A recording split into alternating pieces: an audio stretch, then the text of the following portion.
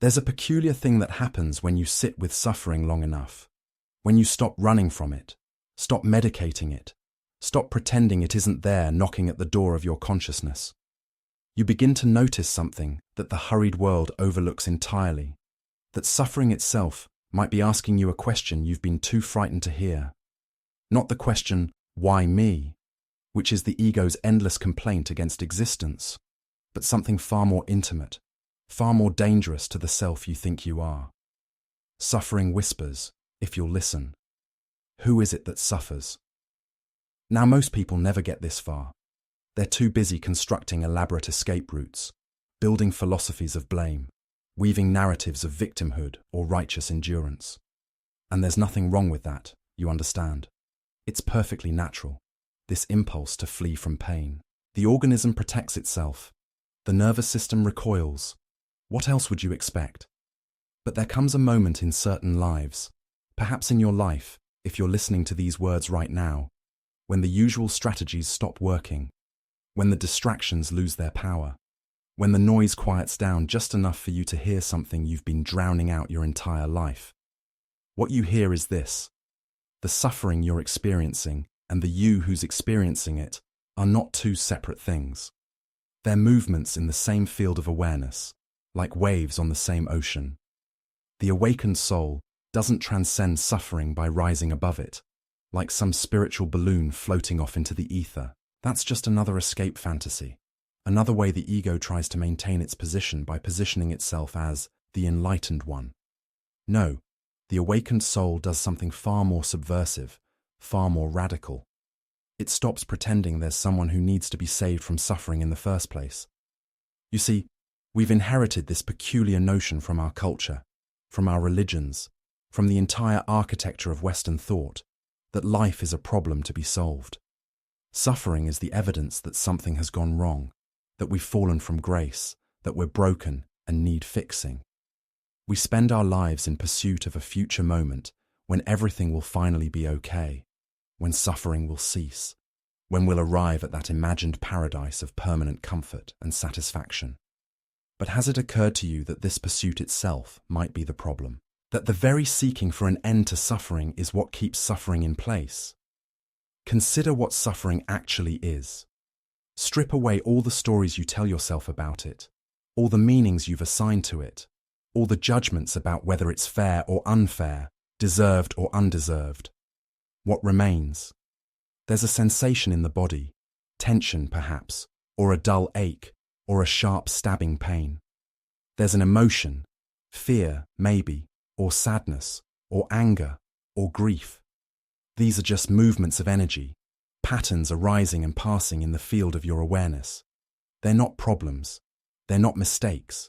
They're not evidence of cosmic injustice. They're just what's happening right now. But then something else occurs. The mind comes in with its commentary, its judgment, its resistance. It says, "This shouldn't be happening. This is wrong. I can't bear this. I need this to stop." And in that moment, suffering is born. Not from the pain itself, but from the argument with what is. The awakened soul has seen through this mechanism, not as an intellectual understanding, mind you, but as a direct, lived realization. When resistance dissolves, when the argument with reality ceases, something extraordinary happens. The pain might still be there, but the suffering, that second arrow, as the Buddha called it, simply doesn't arise. This is not about becoming passive or resigned. It's not about pretending that everything is fine when it clearly isn't. It's not about spiritual bypassing or toxic positivity or any of those contemporary psychological pitfalls. It's something much more intimate than that. It's about seeing that the you who judges the experience as suffering is itself a construction, a thought pattern, a habit of consciousness that has been mistaken for your essential nature. When this is seen clearly, not believed but actually perceived, the relationship to pain transforms entirely. Think about it this way. When you have a headache, there's the throbbing sensation in your skull. That's the raw data of experience. But then there's the voice that says, "Oh no, not another headache. This always happens to me. Why can't I just be normal?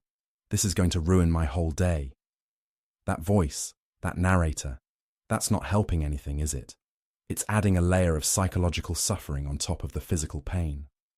And the awakened soul has discovered something remarkable. You can have one without the other. You can have the physical sensation without the mental agony. You can have the emotion without the drama. But let's go deeper, because this is where it gets truly interesting. The awakened soul knows something else about suffering, something that sounds almost scandalous if you haven't experienced it directly. Suffering is one of the primary ways that consciousness explores itself, knows itself, expands its capacity for feeling. Not suffering in the sense of that mental resistance we were talking about, but the raw intensity of experience itself, pain, loss, grief, fear, all of it. These aren't obstacles to awakening, they're invitations. You see, consciousness doesn't grow through comfort. Comfort is wonderful, don't misunderstand me. There's nothing virtuous about unnecessary pain. But if you look at your own life honestly, haven't the moments of greatest transformation come through difficulty? Hasn't suffering cracked you open in ways that pleasure never could?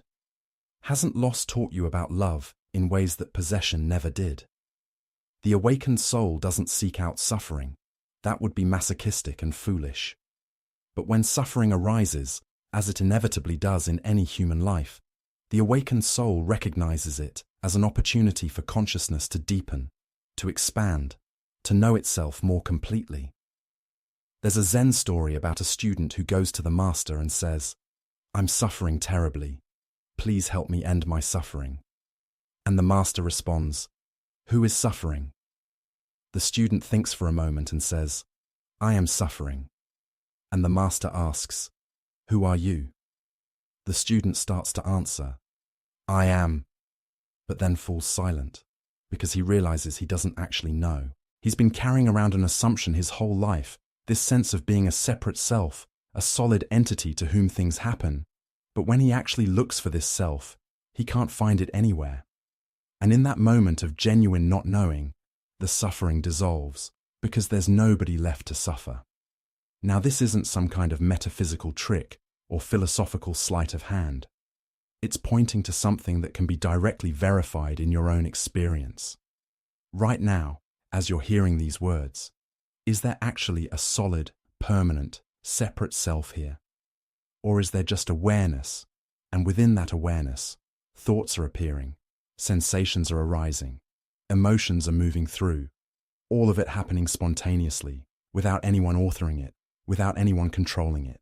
When you look closely, really look, not with concepts, but with direct perception, you find that the suffering self is just another thought appearing in awareness.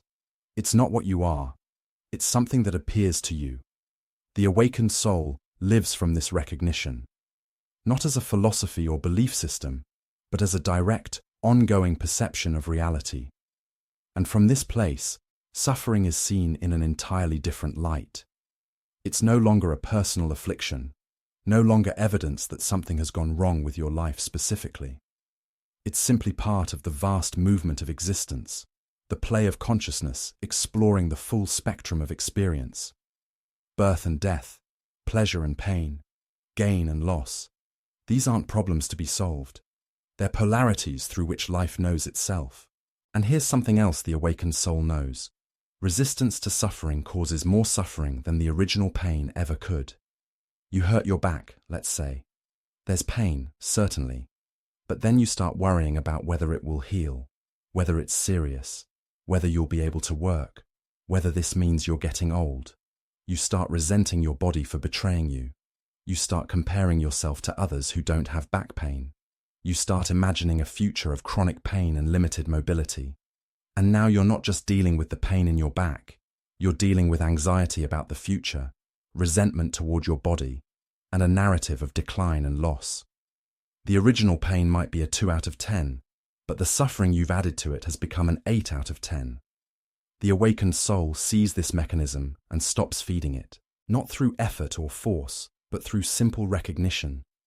When the mind starts spinning its stories about the pain, there's an awareness that sees those stories as stories, not as reality. And in that seeing, the stories lose their power. They might still arise. Old habits die hard. but they're recognized as mental events, not as truth. And without the fuel of belief, they simply pass through like clouds in the sky of awareness. This doesn't mean the awakened soul never feels pain or sadness or grief. Of course they do. They're human. They have nervous systems. They have hearts that can break.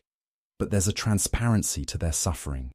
It's not opaque, not solid, not something they're trapped inside of. It moves through them like weather, intense perhaps, but not permanent, not defining, not who they are. There's space around it, within it. The suffering is held in something larger than itself, the vast, open, accepting awareness that is your true nature.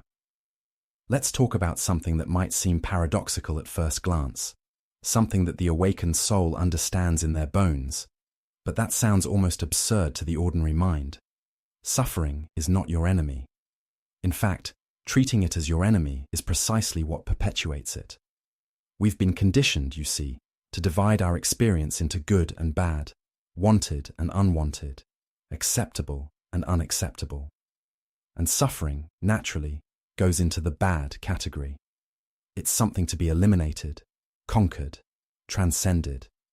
We wage war against our own pain, and like all wars, this one creates more casualties than it resolves. The awakened soul has called a truce in this war, not through defeat, but through the recognition that there was never really an enemy to begin with. There's just experience, arising and passing, sometimes pleasant, sometimes unpleasant, sometimes neutral, all of it equally valid, equally worthy of existence. When you stop fighting with suffering, when you stop trying to push it away or figure it out or fix it, something remarkable happens. It transforms. Not necessarily into pleasure, reality doesn't work like a fairy tale, but into something more interesting than either pleasure or pain. It becomes energy, raw and vital, no longer labelled, no longer judged, just the pure intensity of being alive. Think about what happens in the body when you resist pain. Your muscles tense around it. Your breathing becomes shallow. Your nervous system goes into a state of alarm. The pain might be localized in one area, but your whole organism contracts around it, trying to wall it off, to protect you from it. But this very contraction amplifies the pain signal. It cuts off circulation. It creates tension. It turns a local sensation into a whole body experience of distress. Now, what happens when you bring acceptance to pain? When you allow the sensations to be exactly as they are, without trying to change them?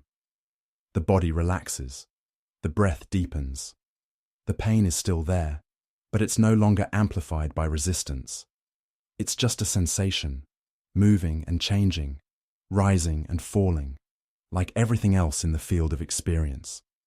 The same principle applies to emotional pain, psychological suffering, existential anguish. When you fight with loneliness, when you judge yourself for feeling lonely, when you tell yourself that something must be wrong with you for experiencing this feeling, the loneliness becomes unbearable. It becomes a statement about your worth as a human being, evidence of your fundamental unlovability, proof that you're failing at life. But when you simply allow loneliness to be present, when you feel it fully without the narrative, without the judgment, it's just a sensation in the chest, a quality of energy, a movement of life expressing itself through your nervous system. It might be uncomfortable, certainly, but it's not unbearable. The unbearable part was always the resistance, not the feeling itself. The awakened soul has discovered this through direct experience. They've sat with their pain, whether physical, emotional, or existential, long enough to see that it's not solid, not permanent, not what it appears to be. They've watched it arise and pass away countless times. They've seen how it changes from moment to moment, how it intensifies when resisted and softens when allowed. And through this intimate acquaintance with suffering, they've developed a kind of trust in the process of experience itself. Not a blind trust, not a naive belief that everything happens for a reason, but a lived recognition that consciousness knows what it's doing, that life is unfolding according to its own intelligence, even when, especially when, it includes difficulty and pain. This is hard for the ordinary mind to grasp because we've been taught that we need to be in control, that we need to manage our experience, that we're responsible for creating our own reality. And there's some truth in that, within certain limits. You can make choices about how you respond to situations. You can cultivate helpful mental habits. You can take actions that improve your circumstances. But there's a deeper level where you're not in control at all, where life is simply happening, where experiences are arising on their own, where the whole show is running itself. The awakened soul knows both levels simultaneously. They take responsibility where responsibility is possible and appropriate, but they also rest in the recognition that the fundamental nature of experience is not subject to personal control. This is why techniques for eliminating suffering often fail in the long run. You can distract yourself, certainly. You can manage symptoms. You can rearrange the external circumstances of your life. But if you're still operating from the assumption that suffering is your enemy, that it shouldn't be here, that its presence indicates something wrong with you or your life, then you're still caught in the fundamental delusion. You're still at war with reality, and reality always wins that war. Always. Not because it's stronger than you, but because you are it. Fighting reality is like your left hand fighting your right hand. It's the same organism attacking itself. So what does it actually look like to not fight with suffering? This isn't about going limp, about becoming passive in the face of pain. It's not about saying everything is perfect when things are clearly difficult. It's more subtle than that. It's about bringing a quality of curious, open attention to whatever is arising in your experience right now. When there's pain, you feel the pain. You don't pretend it's not there. You don't try to transcend it or transform it into something else. You simply feel it, fully and completely, without the layer of mental commentary that usually accompanies it. You become interested in the pain, the way a scientist might be interested in a phenomenon they're studying. What does it actually feel like? Where exactly is it located? Is it constant or pulsing, sharp or dull, hot or cold? When you investigate pain in this way, something shifts. The pain itself might not diminish, but your relationship to it transforms completely. The same approach works with emotional suffering.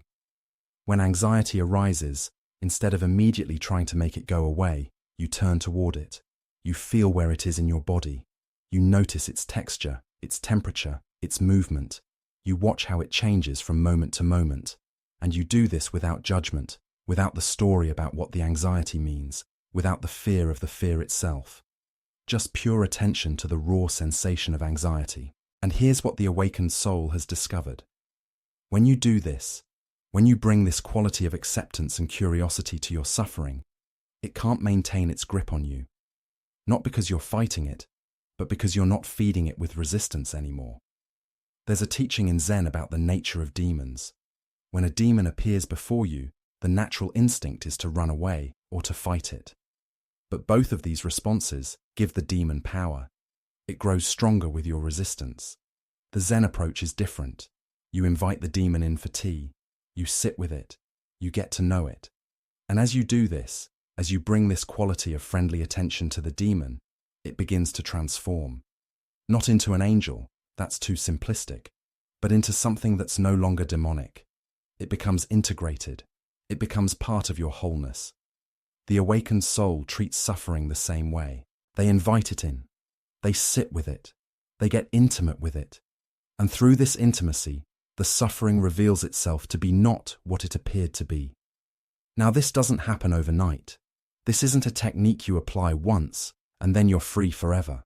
It's more like a muscle you develop over time, through repeated practice, through countless encounters with pain and difficulty.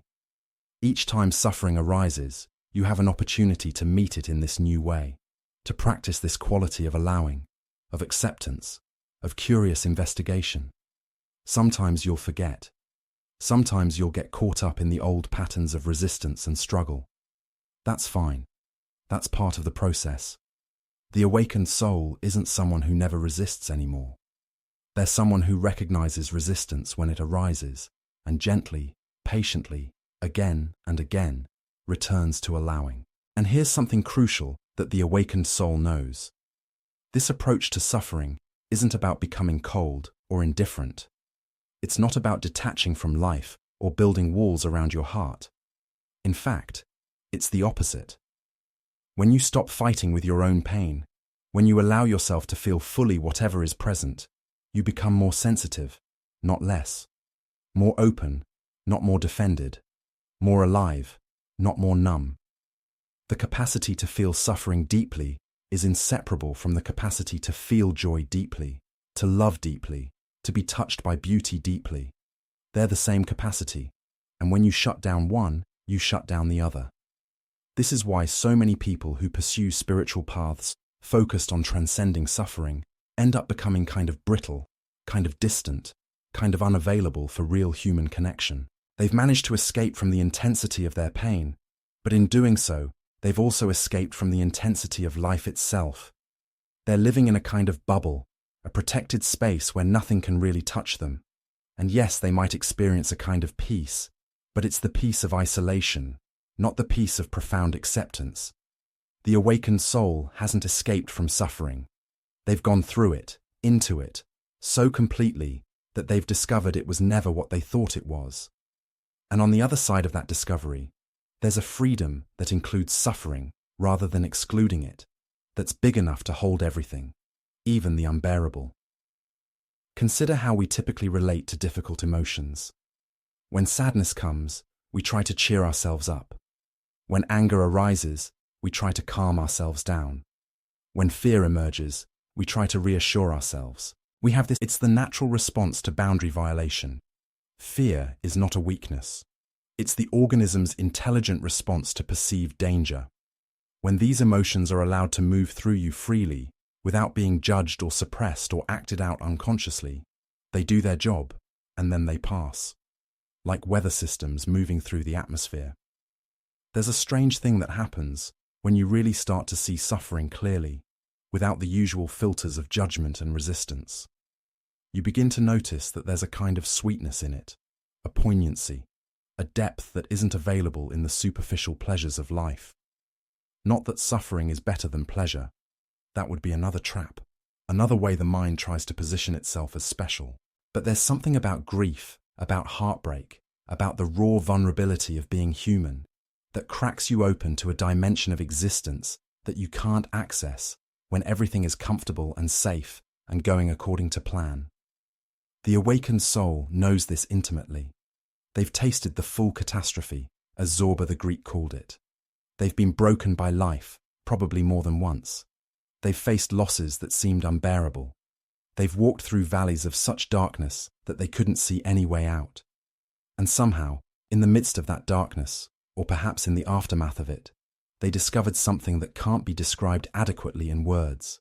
A presence, a stillness, a ground of being that isn't touched by the coming and going of circumstances, by the rising and falling of pleasure and pain. They discovered what they really are, underneath all the identities and stories and self-concepts. And that discovery only happened because suffering stripped away everything else first. This is why many spiritual traditions speak of suffering as a gift, though that language can sound offensive if you're in the midst of acute pain. Nobody wants to hear that their cancer is a gift, that their divorce is an opportunity, that their trauma happened for a reason. That kind of spiritual materialism is just the ego trying to maintain control by reframing everything in positive terms. But there's something more subtle being pointed to here. Not that suffering is good, but that consciousness uses everything, including suffering, for its own awakening. Your pain is not random. It's not meaningless. It's not evidence of cosmic indifference. It's part of the way that life knows itself, explores itself, deepens itself through the particular form that is your life. The awakened soul doesn't romanticize suffering. They're not sitting around hoping for more pain so they can grow spiritually. That would be perverse. But when suffering comes, and it comes for everyone, eventually, inevitably, they recognize it as a moment of potential transformation. They pay attention. They get curious. They ask, what is this experience asking me to see? What assumption is being challenged? What identity is being threatened? What am I being invited to let go of? These aren't analytical questions, necessarily. They're not the kind of questions you answer with your thinking mind. They're more like orientations, ways of meeting the experience that allow it to reveal its hidden intelligence. Because suffering does have intelligence. It's not just random noise in the system. Your psyche creates symptoms for a reason. Your body manifests pain for a reason. Not always a reason you can figure out with your conscious mind, but a reason nonetheless. There's a wisdom in the way consciousness organizes itself around wounding, around unresolved trauma, around unmet needs. The symptom, whether psychological or physical, is often pointing to something that needs attention, something that wants to be seen and felt and integrated. The awakened soul has learned to read these signals, not by analyzing them, but by entering into relationship with them, by listening to what the suffering itself is trying to communicate. This is radically different from the medical model, which treats symptoms as enemies to be suppressed. Take away the symptom with a drug or a technique, and you've cured the problem. Sometimes that's appropriate, certainly. If you've got a bacterial infection, you need antibiotics. If you've broken your leg, you need a cast.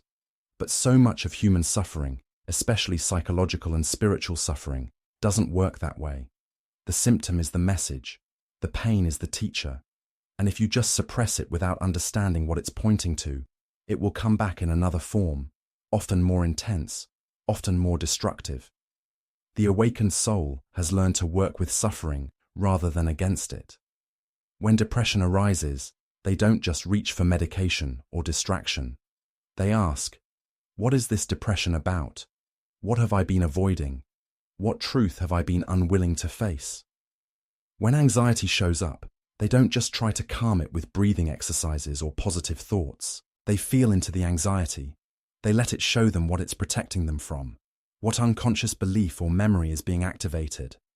This doesn't mean they never use techniques or treatments. Sometimes those are necessary and helpful. But the techniques are used as tools for investigation and integration, not as ways of escaping from the experience. There's a beautiful image in alchemy about the process of transformation. You take the base material, the wounded, suffering, confused aspects of yourself, and you subject them to the alchemical fire. Not to destroy them, but to purify them, to extract their essence, to transmute them into gold. The fire is suffering itself. The heat, the pressure, the intensity, these are what break down the old structures, the rigid identities, the defensive patterns that no longer serve you. And what emerges from this process isn't a perfect, pain-free version of yourself. It's a more authentic version, a more whole version, a version that includes the pain rather than defending against it. The awakened soul has been through this fire, possibly many times, and each time they've learned to trust the process a little more, to resist it a little less, to recognize that the dissolution of the old self, though terrifying and painful, is making space for something more real to emerge. They've learned that you can't grow without growing pains. You can't expand your consciousness without experiencing the discomfort of old limits being stretched. You can't become more of who you really are without letting go of who you thought you were. And all of that involves suffering of a kind, not the neurotic suffering of endless mental resistance, but the organic suffering of transformation itself. Here's something else that might sound strange.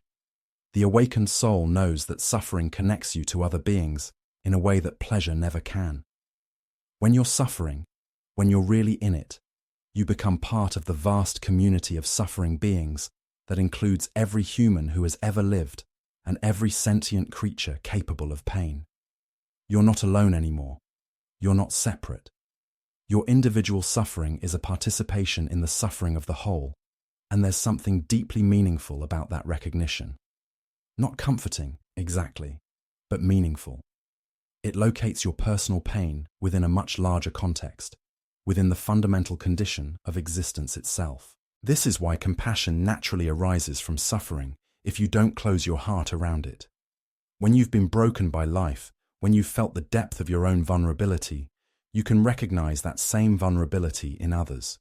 You can see past their defenses, past their pretenses, right to the tender, wounded place that lives in every human heart. And from that recognition, compassion flows naturally, not as an obligation or a moral imperative, but as a spontaneous response to the shared reality of human suffering. The awakened soul doesn't need to cultivate compassion through meditation techniques or positive affirmations. Compassion is what remains when the illusion of separation dissolves, when you realize that the suffering you see in another is fundamentally the same suffering you've experienced in yourself. But let's be clear about what we mean by compassion here. We're not talking about pity, which looks down on suffering from a position of superiority. We're not talking about sympathy, which says, "I feel sorry for you." We're talking about something more intimate than that, more equal. Compassion recognizes that your suffering and my suffering are movements in the same field of consciousness. When I meet your pain with compassion, I'm not separate from you, looking at you from the outside. I'm meeting you in the shared space of our common humanity, our common vulnerability, our common predicament of being alive and therefore subject to pain and loss and death. This kind of compassion transforms suffering in a way that trying to escape from it never can.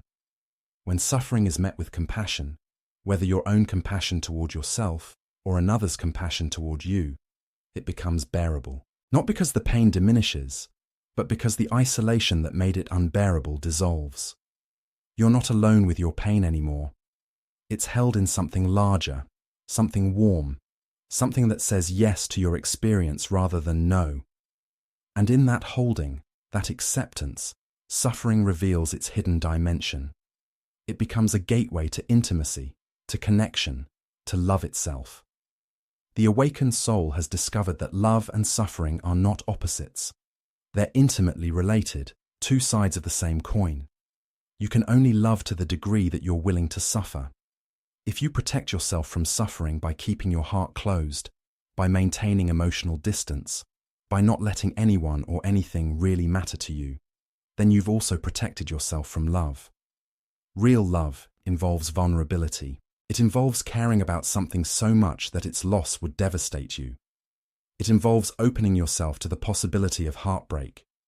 And the awakened soul has chosen love over safety, chosen connection over protection, even knowing, especially knowing, that this choice includes suffering as an inevitable part of the package.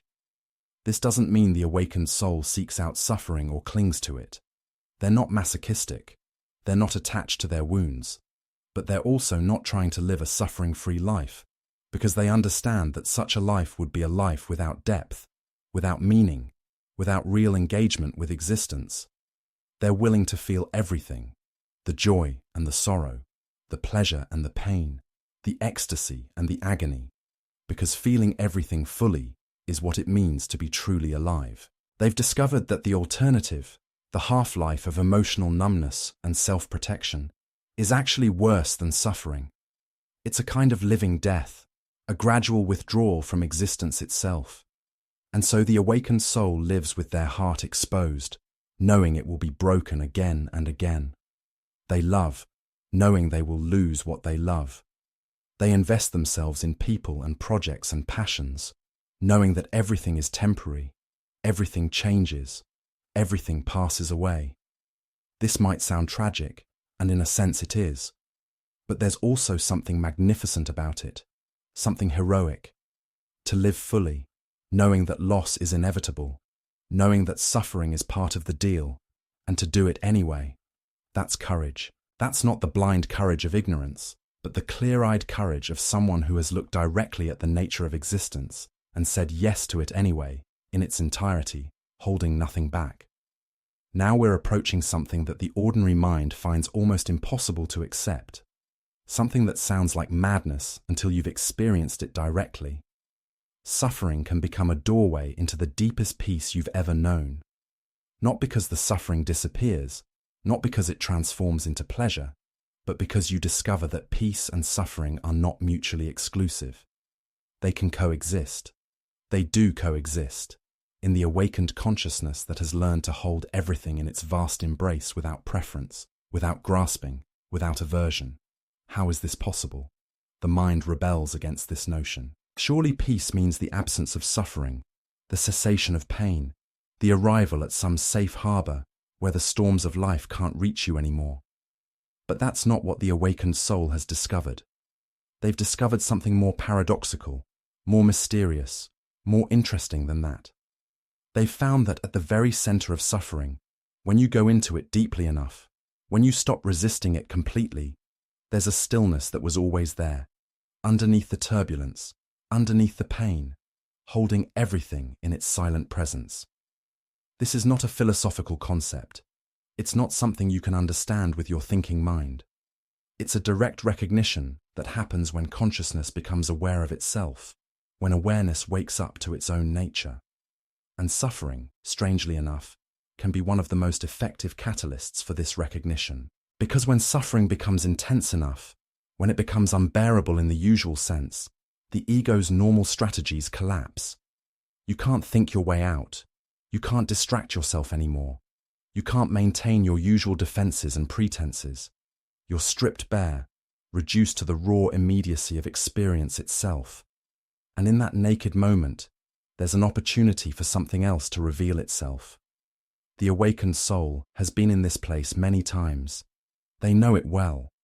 They've learned that when you're at the end of your rope, when you've exhausted every strategy for managing your suffering, when you finally just give up and let yourself fall into the abyss, that's when grace can enter. Not because you've earned it or deserved it, but because you've finally gotten out of the way. The resistance that was blocking the natural flow of life has dissolved, and what remains is the spacious awareness that you always were but never noticed because you were too busy trying to control your experience. This spacious awareness, you might call it consciousness or presence or the witness or your true nature, is completely untouched by suffering.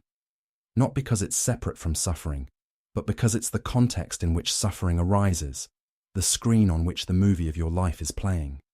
The suffering is real, the pain is genuine, but it's happening within something that is not itself suffering, something that is always peaceful, always complete, always okay, regardless of what's arising in the moment. When you recognize this, when you shift from identifying with the content of your experience to resting as the awareness of your experience, everything changes. The suffering doesn't necessarily disappear. The pain might still be there. The difficult emotions might still be moving through you. But there's a fundamental okayness that's no longer dependent on circumstances, no longer conditional on things being a certain way. You're okay even when things are not okay. You're at peace even in the midst of turmoil. Not because you've transcended your humanity, but because you've discovered what's always been here underneath the suffering, this vast, open, unconditional awareness that is your deepest nature. This is what's really meant by equanimity in the spiritual traditions. Not a kind of bland indifference where nothing matters anymore. Not a detached coolness where you're above the fray of human emotion, but a deep, stable recognition that you are the space in which all experiences arise and pass, and that space is inherently peaceful, inherently complete, inherently whole.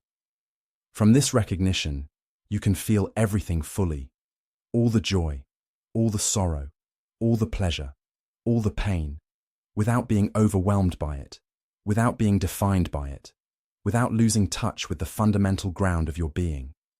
The awakened soul lives from this ground. Not perfectly, not constantly. They're still human after all, but with increasing frequency and stability. They've learned to find their way back to this ground when they get lost in the storm of experience. They've developed what you might call a kind of spiritual muscle memory, where returning to awareness becomes as natural as breathing. And from this ground, they relate to suffering in an entirely different way. They can be with their pain without being consumed by it. They can feel their grief without being destroyed by it. They can experience their fear without being paralyzed by it. This might sound like spiritual bypassing, like denying the reality of suffering by hiding out in some abstract concept of awareness. But it's not that at all. It's actually the opposite.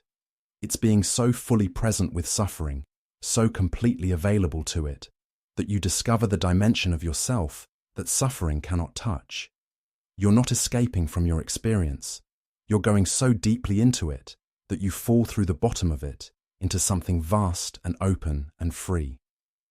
Let me give you a concrete example of what this looks like in practice. Let's say you're going through a divorce. There's immense pain in that. The loss of the relationship, the shattering of your dreams for the future, the practical difficulties of separating your lives, the grief of what might have been. An awakened soul doesn't pretend this isn't painful. They feel all of it, deeply. They might cry for hours. They might feel waves of anger or sadness or fear moving through them. But underneath all of that, or within it, or somehow both at once, there's an awareness that's holding the whole experience.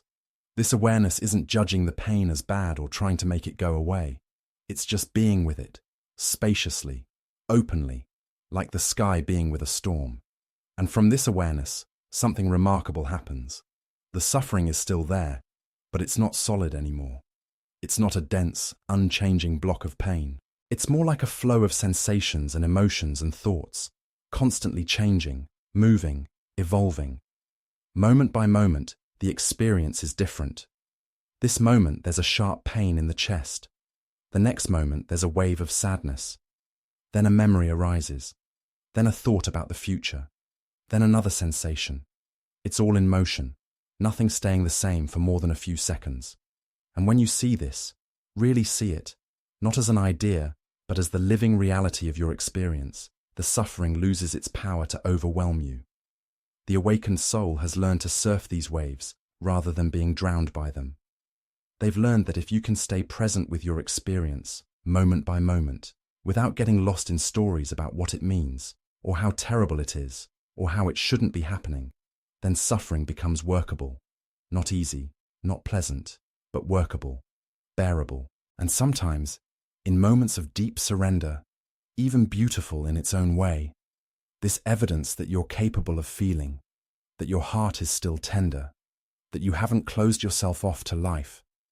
There's a practice in some Buddhist traditions called noting, where you simply label whatever is arising in your experience: thinking, feeling, sensation, emotion.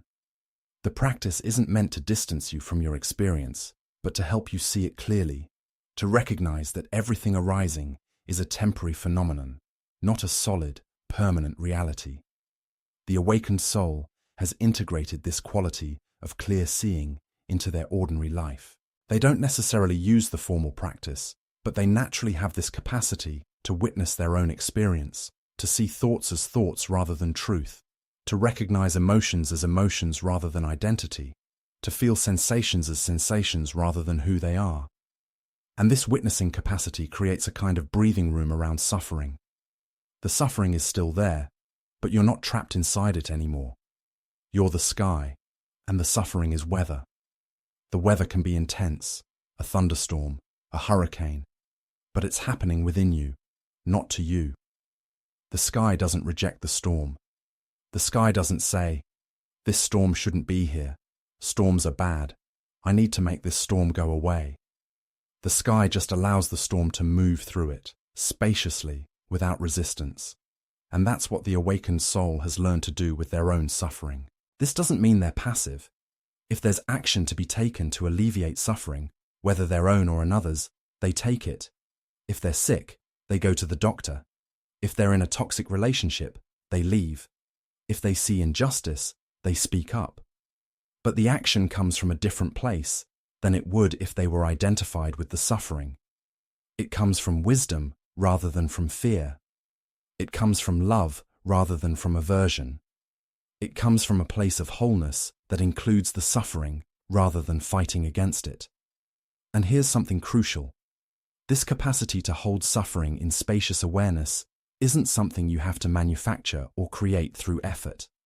It's your natural state, what you already are underneath all the conditioning and beliefs and identification with thought. Awareness is always already here, always already peaceful, always already free. The suffering is the foreground, the awareness is the background. But we've been conditioned to focus exclusively on the foreground, to identify with the content of consciousness rather than consciousness itself. The awakened soul has simply remembered how to rest in the background, how to be what they are rather than what they're experiencing. This remembering doesn't happen through more effort, more striving, more trying to get somewhere other than where you are. It happens through relaxation, through letting go, through releasing the grip of control. It happens when you stop trying to manage your suffering and just let yourself feel it completely, without any agenda for how it should be different. In that moment of total acceptance, total allowing, total surrender, not to the suffering itself, but to the isness of this moment, awareness recognizes itself. And in that recognition, you find the peace you've been seeking all along, not as something you attain, but as something you've always been. There's a question that arises at this point, a question that the awakened soul has grappled with and come to understand in a way that transforms everything. If suffering is not your enemy, if it's actually a doorway to awakening, if it's held in the vast peace of awareness, then what are you supposed to do about the suffering in the world? Does this perspective lead to passivity? Does it mean you just accept everything as it is and never try to change anything? This is where so many spiritual teachings go off the rails, where people use their understanding as an excuse for inaction, for not engaging with the very real pain that exists in the world around them. The awakened soul knows something subtle here, something that requires holding two seemingly contradictory truths at the same time. On one level, everything is already perfect, already complete, already exactly as it should be, suffering included. On another level, suffering calls for a response, calls for compassion, calls for action when action is possible. These aren't contradictory, they're complementary. It's like you're living in two dimensions simultaneously. The absolute dimension where everything is recognized as a movement of consciousness, perfect in its own way, and the relative dimension where there's suffering that needs attention, injustice that needs addressing, pain that needs tending to. The awakened soul moves freely between these dimensions. They can rest in the recognition that ultimately, on the deepest level, there's nothing wrong, nothing to fix, nowhere to get to. And from that place of fundamental okayness, they can engage fully with the relative world of cause and effect, where their actions matter, where compassion calls them to respond to suffering wherever they encounter it. But their response comes from a different place than it would if they were still identified with suffering as a problem. It comes from love rather than fear, from fullness rather than lack, from wisdom rather than reactivity. Think about it this way. When you're drowning, when you're fully identified with your own suffering, you can't really help anyone else who's drowning. You might try, but your actions will be desperate, grasping, coming from your own neediness rather than from genuine care for the other. But when you've found your own ground, when you've discovered that you're not actually drowning because you are the water itself, then you can reach out to others with a steadiness, a clarity, a effectiveness that wasn't possible before. You're not trying to save them to make yourself feel better. You're not projecting your own fear onto their situation. You're just responding naturally, spontaneously, from the overflow of your own realization. The awakened soul's engagement with suffering in the world doesn't come from a sense of obligation or from some moral imperative that they should be helping others. It arises naturally, organically, from the recognition that there is no other. When you see clearly that consciousness is one, that your consciousness and my consciousness are the same consciousness experiencing itself through different forms, then responding to another's suffering is as natural as withdrawing your hand from a flame. It's not sacrifice, it's not even virtue. It's just what happens when the illusion of separation dissolves. This is why the most effective helpers, healers, and activists are often people who have been through their own darkness and emerged transformed by it. They're not helping from above, from a position of having it all figured out. They're helping from below, from the ground of shared vulnerability, shared humanity. They know suffering intimately. They've been there. And that knowledge gives them a kind of credibility, a kind of authenticity that someone who's only known comfort can never quite have. They can meet you in your pain without trying to fix you, without being frightened by the intensity of what you're feeling, without needing you to be different than you are. The awakened soul brings this quality to every encounter with suffering, whether their own or another's. There's a presence, a solidity, a groundedness that itself becomes healing.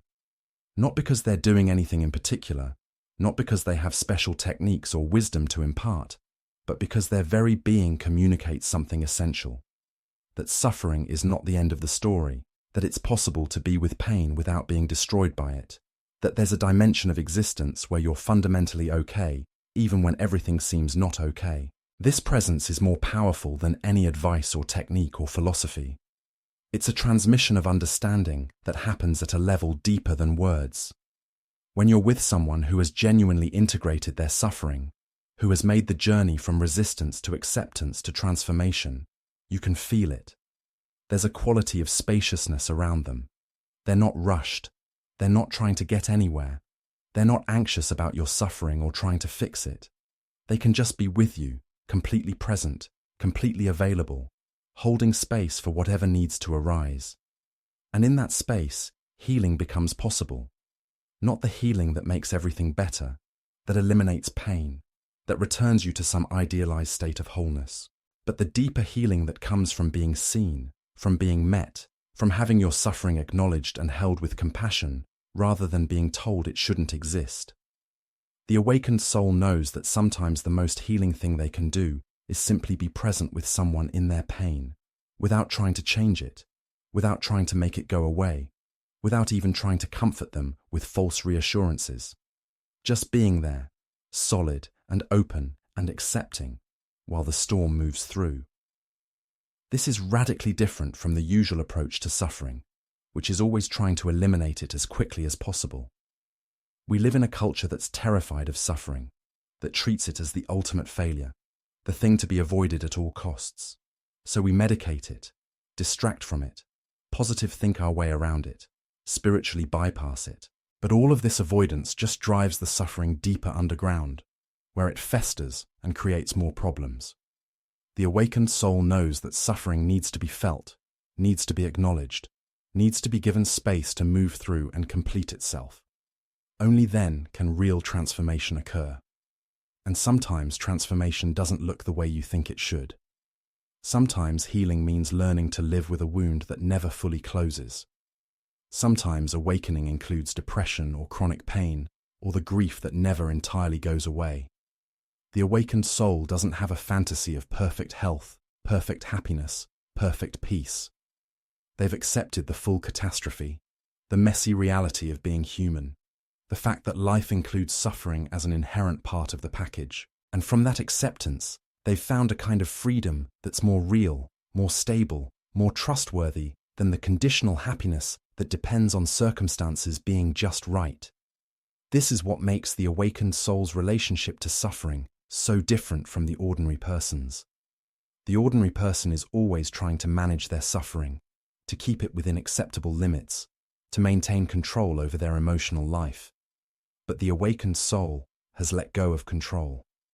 They've surrendered to the flow of life, which includes pleasure and pain, joy and sorrow, gain and loss. They've stopped trying to curate their experience, stopped trying to live a life that looks good from the outside, stopped trying to meet some standard of what an awakened person should be like. They're just being themselves, completely, honestly, with all their wounds and weaknesses and imperfections on full display. And paradoxically, this complete acceptance of their humanity, including their suffering, is what makes them more than merely human. Not superhuman, not enlightened in some ultimate sense, but transhuman in the sense that they've transcended the ordinary human compulsion to resist what is, to fight with reality, to make themselves into something other than what they are. They've relaxed into being, and in that relaxation, they've discovered a depth of peace and freedom that doesn't depend on circumstances, doesn't require everything to be perfect, doesn't need suffering to go away. The awakened soul knows that life is not a problem to be solved. It's a mystery to be lived, a dance to be danced, an improvisation where you never quite know what's coming next. And suffering is part of that dance. Sometimes you're leading, sometimes you're following, sometimes you're stumbling, sometimes you're falling, and sometimes you're flying. But it's all the dance. It's all included in the fullness of what it means to be alive. And the awakened soul has fallen in love with the whole dance, not just the pleasant parts, not just the moments when everything is going well, but the entire journey, in all its beauty and tragedy and mystery. This love is not sentimental. It's not naive. It's clear-eyed and unsentimental. a love that sees everything exactly as it is and says yes anyway. Yes to the joy and the sorrow. Yes to the pleasure and the pain. Yes to life in its totality, holding nothing back, excluding nothing, rejecting nothing. This is what the mystics call divine love, cosmic love, unconditional love. Not love for something, not love directed at a particular object, but love as your fundamental nature, love as what you are when all the conditions and qualifications fall away. And this love transforms suffering in the most profound way possible, not by eliminating it, not by transcending it, but by including it so completely in its embrace that the suffering itself becomes an expression of love. Your grief becomes love. Your pain becomes love. Your fear becomes love. Not because these things change their nature, but because you see them in a new light, as movements in the field of consciousness that is itself made of love. That is itself nothing but love disguised in 10,000 forms. Let's return now to the question we started with. That question the awakened soul has learned to sit with rather than answer. Who is it that suffers? Because everything we've been exploring points back to this fundamental inquiry. All the understanding about suffering, all the wisdom about acceptance and presence and transformation, it all rests on this pivotal recognition that the one you think is suffering, the solid, separate self that experiences pain and loss and fear, is itself a construction, a thought, a habit of consciousness that has been mistaken for reality. This is not a new idea. It's at the heart of every authentic spiritual tradition. The Buddha pointed to it with the teaching of anatta, no self. The Vedantic sages pointed to it with the recognition that the individual self, the jiva, is nothing but the one infinite consciousness appearing to itself as separate. The mystics of every tradition have pointed to it in their own language, their own metaphors, their own conceptual frameworks. But for most people, this remains just an idea, just a belief system, just something they've heard or read about. The awakened soul has gone beyond belief to direct recognition. What does this recognition look like? What happens when you actually investigate this question, who is suffering, with genuine curiosity, not as an intellectual exercise, but as a living inquiry into the nature of your own experience? First, you have to stop taking your thoughts at face value. You have to recognize that when the thought "I am suffering" arises, that's just a thought. It's not a statement of fact. It's an interpretation, a label, a way the mind organizes experience. And if you can see that thought as a thought rather than as the truth, then you can ask, what remains when the thought is absent? What is the raw experience before it gets labeled as my suffering? What you find, if you look carefully, is a field of sensations, emotions, perceptions, all arising spontaneously in awareness. There's tension in the shoulders. There's a heavy feeling in the chest. There's a thought about the past or the future. There's a mental image. There's a feeling tone, unpleasant maybe, or uncomfortable, or distressing. But where in all of this is the I who is suffering? Where is the separate self that these things are happening to? The more closely you look, the more this self dissolves into empty air. You can find sensations, but you can't find a sensor. You can find experiences, but you can't find an experiencer. You can find suffering, but you can't find a sufferer. This might sound like philosophical word games, and maybe it is if you're approaching it with the thinking mind. But the awakened soul has discovered this as a lived reality, not as a concept. They've looked for themselves so many times, in so many different ways, that they've become convinced through their own investigation that this separate self they took themselves to be simply doesn't exist in the way they thought it did. There's no solid, continuous, independent entity at the center of experience. There's just experience itself, arising and passing in the open space of awareness. And when this is truly seen, not believed, but actually perceived, everything changes. Because if there's no separate self, then to whom is the suffering happening? The suffering is still there. The pain, the grief, the fear, all of it. But there's nobody suffering. It's suffering without a sufferer, pain without a me who's in pain. And this is not a subtle difference. It's the difference between being trapped in suffering and being free within suffering. It's the difference between suffering being your identity and suffering being just another experience arising in consciousness, no more and no less significant than any other experience. The awakened soul lives from this recognition, not perfectly, not always, but with increasing stability.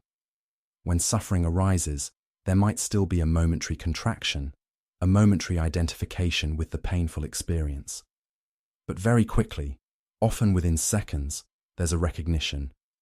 Oh, this is just what's arising now. This is just experience happening. There's nobody this is happening to. And in that recognition, the suffering loses its sting.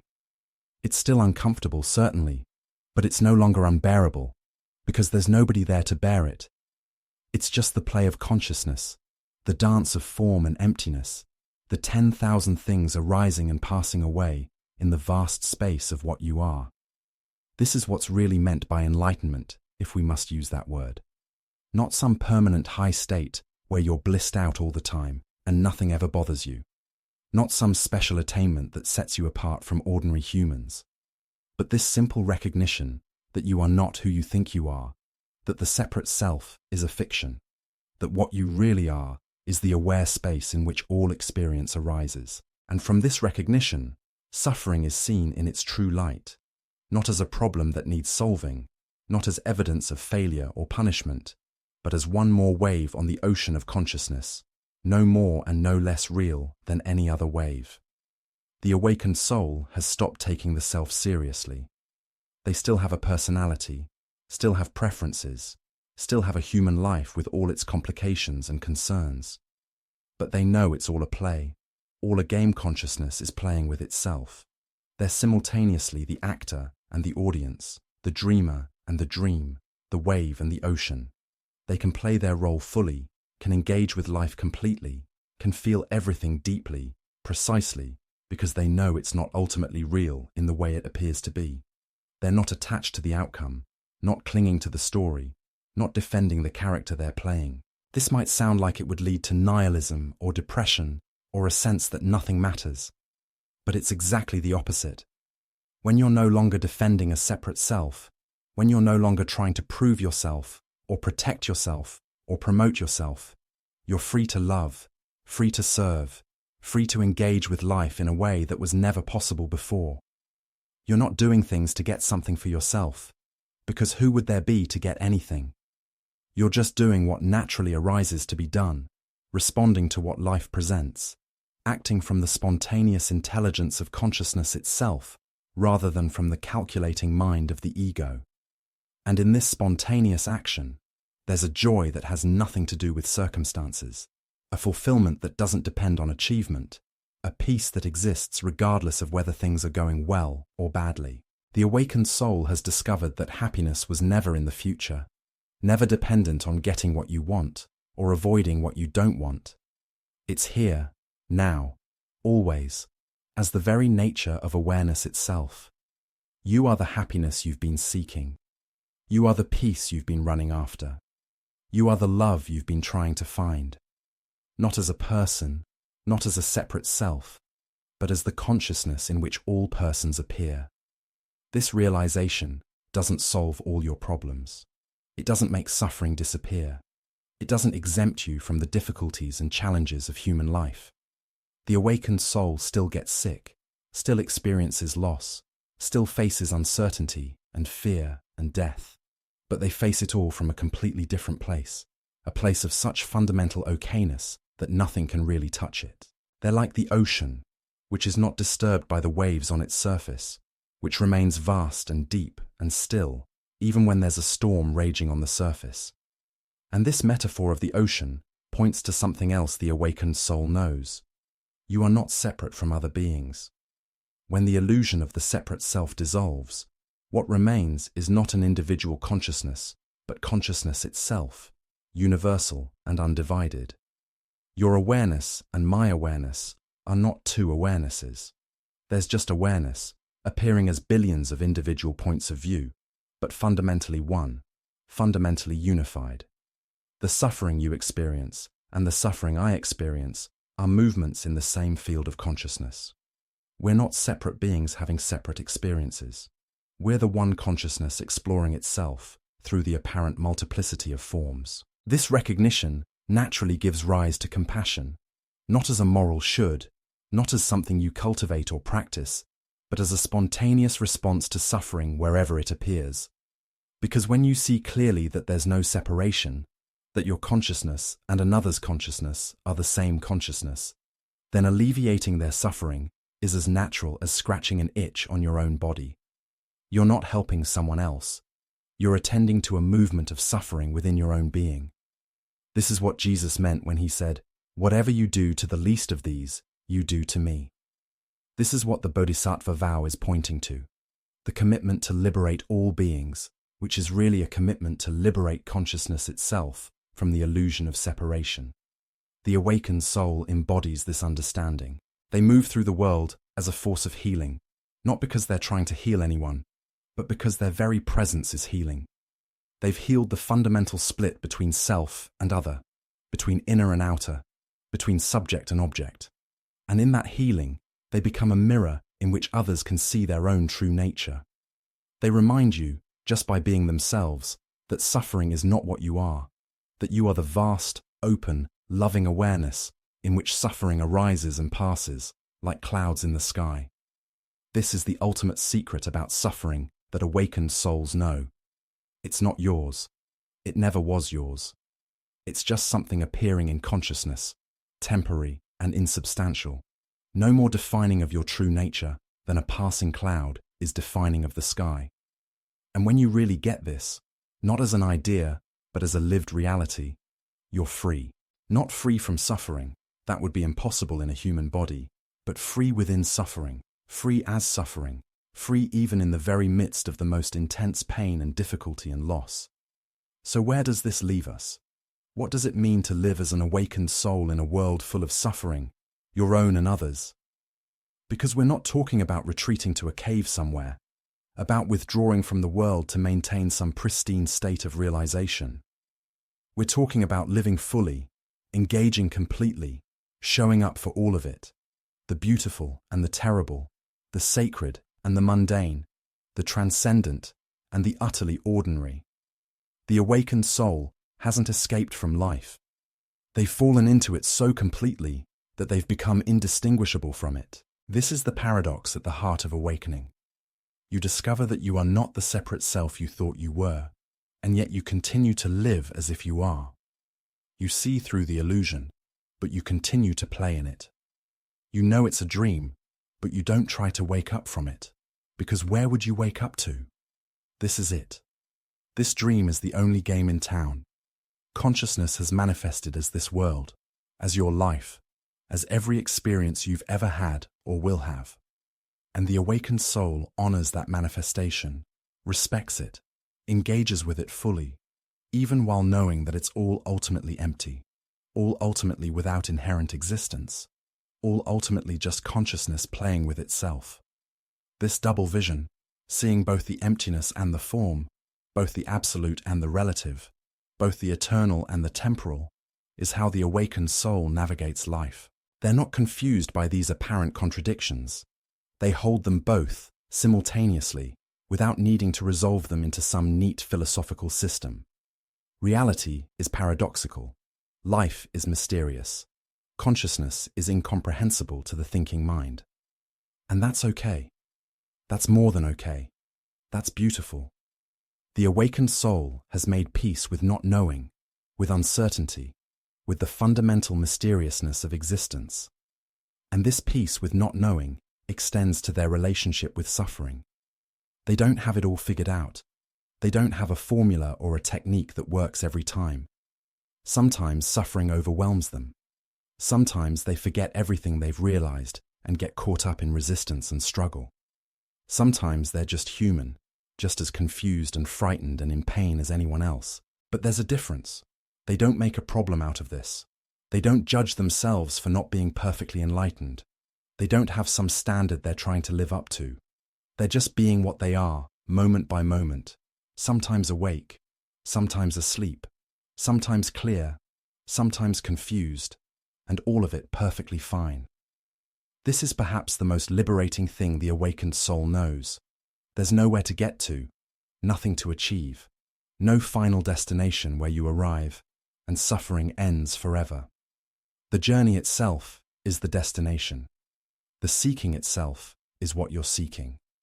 The suffering itself, when fully embraced, when completely allowed, reveals itself to be the path to freedom. Not freedom from suffering, but freedom as suffering, freedom that includes suffering, freedom that's big enough to hold everything without preference, without judgment, without the need for anything to be different than it is.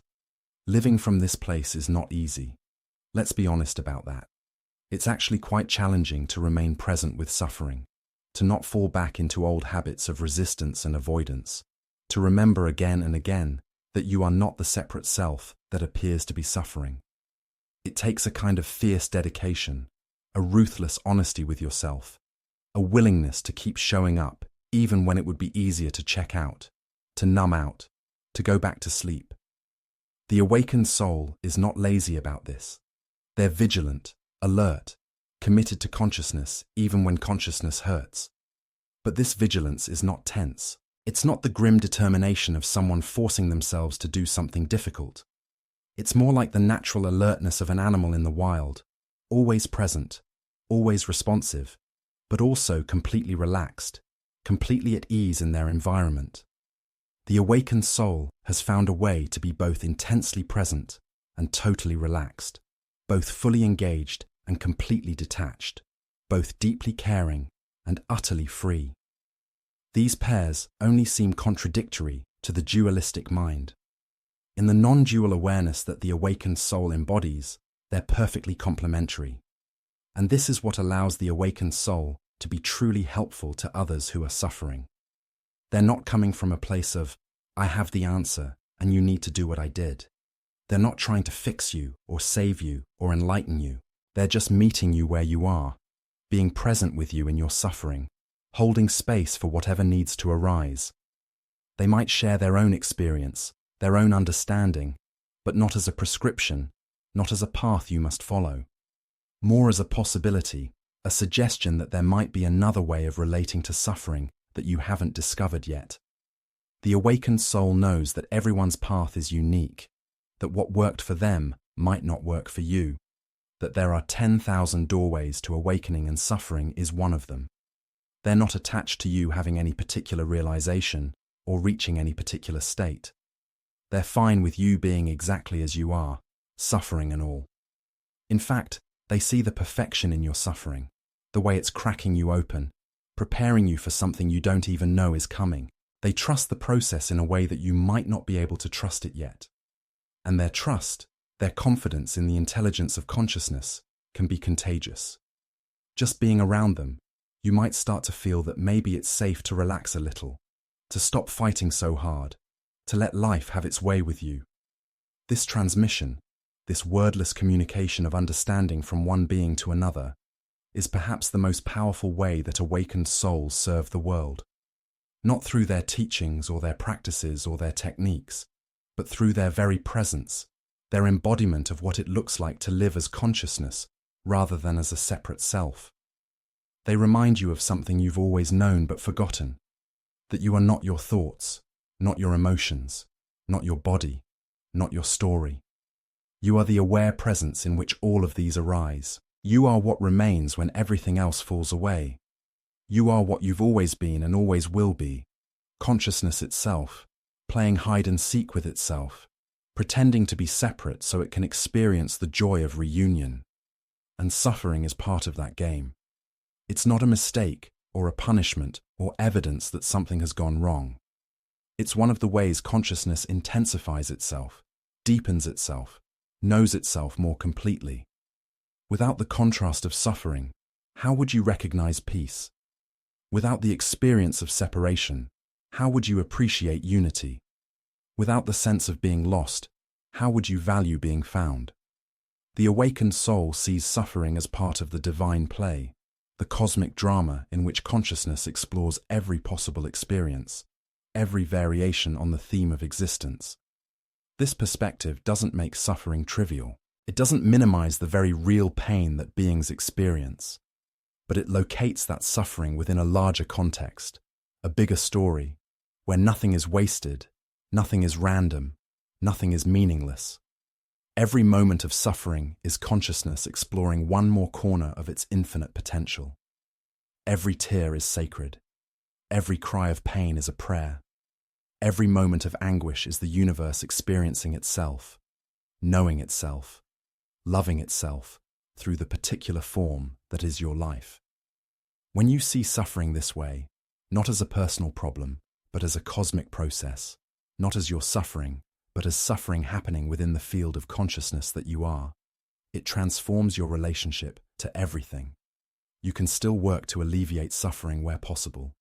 You can still take your medications, go to therapy, make changes in your life that reduce pain and difficulty. But you're not at war with suffering anymore. You're not making it wrong.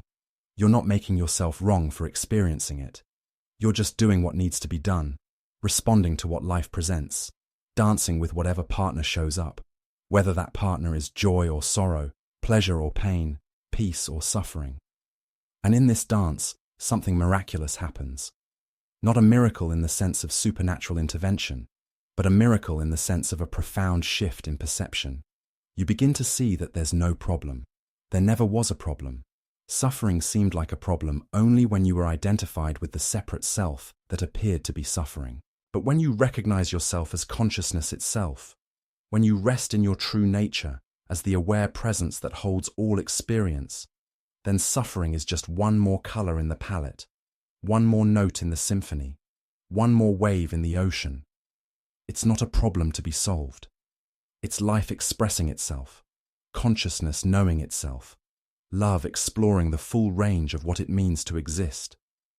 This is what awakened souls know about suffering that others don't. It's not what it appears to be. It's not your enemy. It's not your failure. It's not evidence of cosmic injustice. It's a doorway, an invitation, a teacher of profound wisdom. It strips away everything that's false, everything that's pretense, everything that's not real. It reduces you to your essence, to what you actually are, underneath all the identities and stories and self-concepts. And what you discover, when you've been stripped bare by suffering, when you've lost everything you thought defined you, is that what remains is indestructible, eternal, perfect. You discover that you are that, consciousness itself, the source and substance of all experience, the one reality masquerading as multiplicity.